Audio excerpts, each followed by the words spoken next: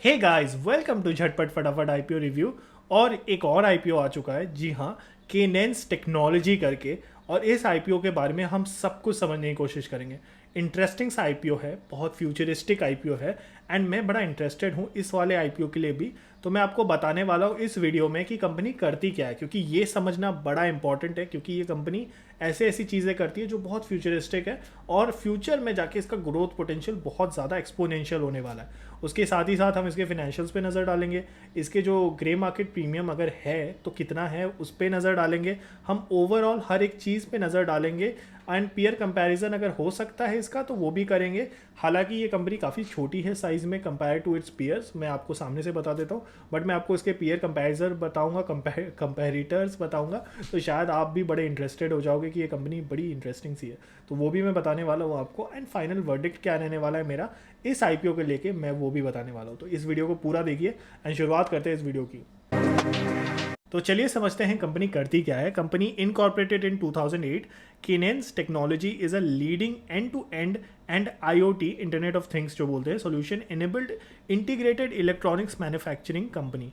Now company provides conceptual designs, process engineering, integrated manufacturing and life cycle support for major players in automotive, industrial, aerospace and defence. Outer space पे भी काम करती है, nuclear पे भी, medical पे भी, रेलवेज पे, इंटरनेट ऑफ थिंग्स पे, इंफॉर्मेशन टेक्नोलॉजी पे एंड अदर सेगमेंट्स। तो आप देख सकते हो कि जो इसके ब्रांचेस है वो बहुत ज़्यादा फ्यूचरिस्टिक है और ऐसी ऐसी सेक्टर्स पे ये काम करते हैं जो बहुत लीडिंग सेक्टर्स है। तो ये एक बहुत पॉजिटिव बात है अबाउट द कंपनी।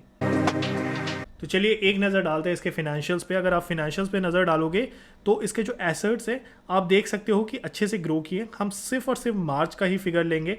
मार्च 20 में 378 था, वो 419 हुआ, फिर 622 हो गया, तो ग्रोथ है। टोटल रेवेन्यू भी अच्छे से 370 से 710 पे गया है। प्रॉफिट आफ्टर टैक्सेस भी काफ़ी अच्छे से ग्रो किया है। आपने देखा होगा कई भी आईपीओज में कि वो जो मार्च 21 वाला या मार्च 20 वाला जो रेंज है उसमें थोड़ा सा कम रहता है क्योंकि कोविड का टाइम था। बट कोविड खुलने के बाद पूरी तरीके से जब सर्विसेज ओपन हो गई तब कंपनीज ने अच्छे से प्रॉफिट करना शुरू किया, तो 41.68 है। नेट वर्थ भी काफ़ी अच्छे से ग्रो किया है। बोरोइंग्स ऑफ कोर्स वो थोड़ी सी इंक्रीज हुई है, आप देख सकते हो 143 था, फिर 139 हुआ, 169 हुआ। तो ये चीज़ है, कंपनी के फाइनेंशियल्स अच्छे हैं कंपैरेटिवली, क्योंकि छोटी सी कंपनी है तो उस हिसाब से देखा जाए तो फाइनेंशियल्स तो अच्छे हैं। ऑब्जेक्ट ऑफ इशू पे नज़र डालते हैं। बहुत सारे 5 इनफैक्ट ऑब्जेक्ट्स हैं इनके। तो सबसे पहले तो इनको रीपेमेंट और प्रीपेमेंट करना है जितने भी बोरोइंग्स ली थी। Funding capital expenditure towards the expansion of the existing manufacturing facility at Mysore Karnataka near the existing manufacturing. तो इनका जो अपना एक्सपांशन करना है, कैपिटल रिक्वायरमेंट है total the expansion to the existing manufacturing facility. फिर उसके बाद investment in wholly owned subsidiary, तो इनको उसमें इन्वेस्टमेंट करना है। Funding working capital requirement for the company और जनरल कॉर्पोरेट पर्पसेस के लिए ये कंपनी सारा का सारा आईपीओ का पैसा यूज करने वाली है। आईपीओ डिटेल्स पे नज़र डालते हैं तो ये 10 नवंबर को खुलेगा, नवंबर 14 तक रहने वाला है। फेस वैल्यू 10 रहने वाला है, 559 टू 587 रहने वाला है, 587 होगा cut off. Now lot size इसका 25 रहने वाला है। आईपीओ का इशू साइज बोले तो 857 करोड़ का है, बहुत बड़ा आईपीओ नहीं है, जिसमें से फ्रेश इशू 530 करोड़ का है। आप कह सकते हो major chunk of the money fresh issue है। ऑफर फॉर सेल भी है, 327 करोड़ का ऑफर फॉर सेल है, मतलब जो एग्जिस्टिंग शेयर होल्डर्स है वो भी इसको बेचेंगे। अगर कोई एम्प्लॉय है तो उसको 15 का डिस्काउंट मिलेगा, जो कि अच्छी बात है। एंड उसके बाद listing at both BSE and NSE and retail share offered होगा इसका नॉट लेस देन 35%। तो 35% ही इसका जो रिटेल का सेगमेंट का जो ओवरऑल ये है परसेंटेज है वो रहने वाला है। कंपनी के टेंटेटिव टाइम टेबल पर नज़र डालते हैं तो ओपनिंग डेट क्लोजिंग डेट की बात हो गई है, 10 और 14 है। अलॉटमेंट 17 को होगा, रिफंड्स 18 तक आएंगे।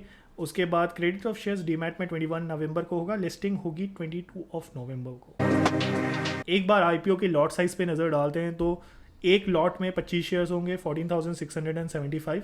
मैक्सिमम 13 हो सकता है, 325 शेयर्स, 1,90,000। उसके बाद स्मॉल HNI की बात करें तो 14 लॉट्स होगा और बिग HNI में 69 लॉट्स होंगे। तो उस हिसाब से आप प्राइस भी देख सकते हो। प्रमोटर होल्डिंग की बात करें तो 79.78% और पोस्ट होल्डिंग 67.39% होने वाला है। कंपनी के रेशियोज पे नजर डालें तो ROE इसका 24.50 है, ROCE इसका 24.44% है, जो कि बहुत अच्छी बात है। डेट टू इक्विटी रेशियो भी बहुत अच्छा है, 0.84% है। और अगर हम इसके कॉम्पिटिटर्स पे नज़र डालें, हालांकि हम इसको कंपेयर नहीं कर सकते पीयर टू पीयर, बिकॉज इसकी जो कॉम्पिटिटर्स है बहुत बड़े हैं। डिक्सॉन टेक्नोलॉजी का नाम आपने सुना होगा, एम्बर एंटरप्राइजेस जो है वो भी इसकी कॉम्पिटिटर है, बड़े कंपनीज है। तो कंपैरिजन पीयर टू पीयर तो नहीं हो सकती, मगर ये कंपनीज जो कर रही है ये भी कुछ ऐसा ही कर रही है। तो इसलिए फ्यूचरिस्टिक है कंपनी, काफ़ी फ्यूचरिस्टिक है, इसलिए मैंने आपको बोला था कि बड़ी इंटरेस्टिंग सी कंपनी है। नाउ फाइनल रिव्यू की बात करते हैं। अगर मेरी फाइनल रिव्यू की बात करूं मैं, तो मैं तो इंटरेस्टेड हूँ, बट इस कंपनी को ना हम थोड़ा सा डे 1 डे 2 तक ट्रैक करेंगे, डे 3 में अप्लाई करेंगे अगर अगर अगर ये ओवर सब्सक्राइब होती है तो। हाँ, लॉन्ग टर्म इन्वेस्टमेंट भी हो सकती है इस कंपनी में, इंटरेस्टिंग कंपनी है, इसके फाइनेंशियल्स भी पॉजिटिव में है, तो अच्छी बात है। बट हम लॉन्ग टर्म प्रोस्पेक्टिव से सोचेंगे, वो भी डे 3 में, जब हमें एक अच्छा खासा सब्सक्रिप्शन स्टेटस दिखेगा। तो that is my review about this IPO। आपको क्या मानना है, आपका क्या मानना है basically, let me know in the comments. And बाकी जो भी है, अगर आपको ट्रैक करना है इस IPO को अच्छी तरीके से, तो आप मेरा टेलीग्राम ग्रुप फॉलो कर सकते हो, सारे डिटेल्स उसमें मिल जाएंगे, डिस्क्रिप्शन में लिंक है। That's it, thank you so much. अगर आपको वीडियो अच्छा लगा तो like, share and subscribe. Bye bye.